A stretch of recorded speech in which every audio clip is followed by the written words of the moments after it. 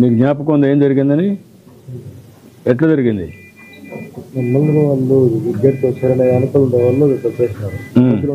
ఇబ్బంది అంటే గేటు లోపలికి దోశారు, ముందు తర్వాత బయట దోశారు. నువ్వు ఎంత దూరంలో ఉన్నావు అప్పుడు? గేట్కి నాకు 5 అడుగుల లోపల ఉన్నావు. మధ్యలో ఎందుకు అంత ఒత్తిడి వచ్చింది అందరూ ఒకటే సరిపోవాలని? మీకేమన్నా మెసేజ్ వచ్చిందా పక్కన నుంచి? అక్కడ ఇచ్చారు ఇక్కడ ఇచ్చారు టికెట్లు ఇస్తున్నారని నీకేమైంది? నీకు ఎన్నిసార్లు వచ్చావు? 6సారి. మా ఎప్పుడు నేరుగా వెళ్ళిపోయాడువే కిందికి వచ్చాడువే? ఇదే మరిగా వచ్చి తీసుకున్నాడు ఇక్కడ కింద నుండి తీసుకెళ్ళాడు.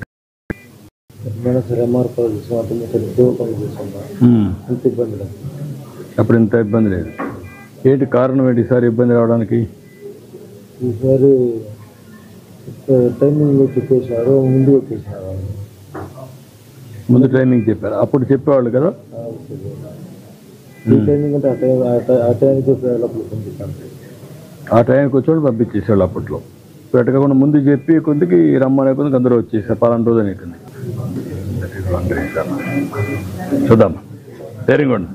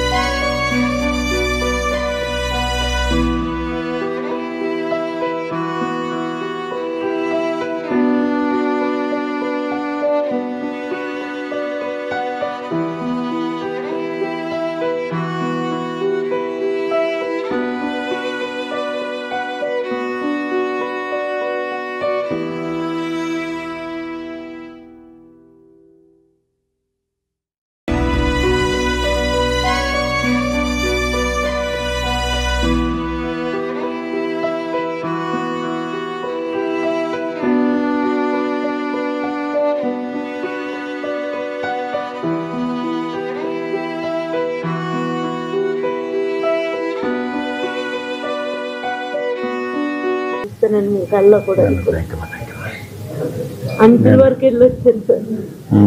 మేము 11 మంది వచ్చామండి. 11 మంది మా నాతో వచ్చిన అమ్మాయి చనిపోయాడండి. నేను అమ్మాయి ఏమన్నా మీకు బంధువు ఏమన్నా కావాలమ్మా? బంధువండి. ఎట్లమ్మా?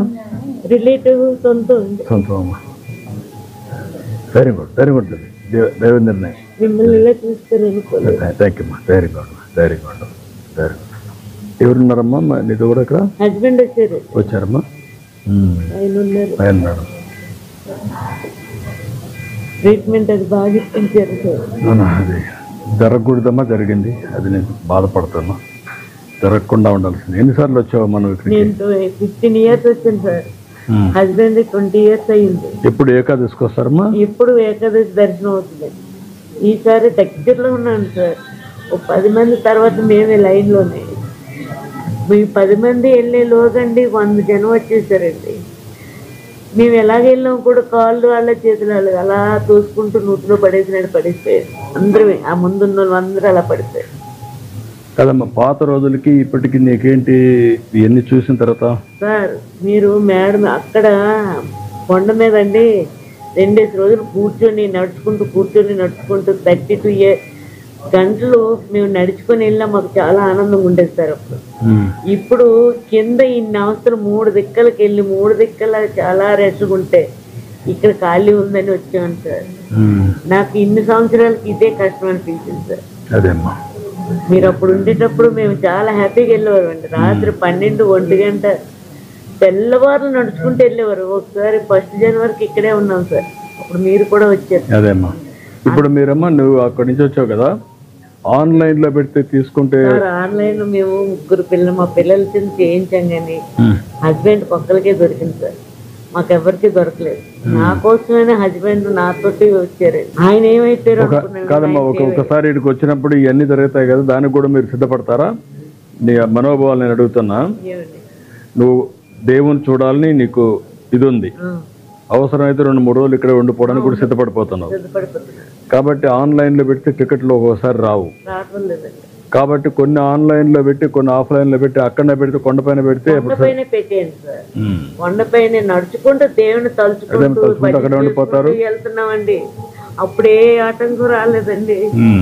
మా పిల్లలు కూడా గాబరైపోయారు. అమ్మ 32 గంటలు ఎలా అమ్మ నిలబడ్డావంటే మాకు ఆ దేవుడిని తలుచుకుంటూ వెళ్ళిపోయామమ్మా. ఒక 8 గంటలు కూర్చోబెట్టేవారండి. మిగతాదంతా నడుచుకుంటూ దేవుడిని ప్రదర్శన చేసినట్టు వెళ్ళిపోయేవారు.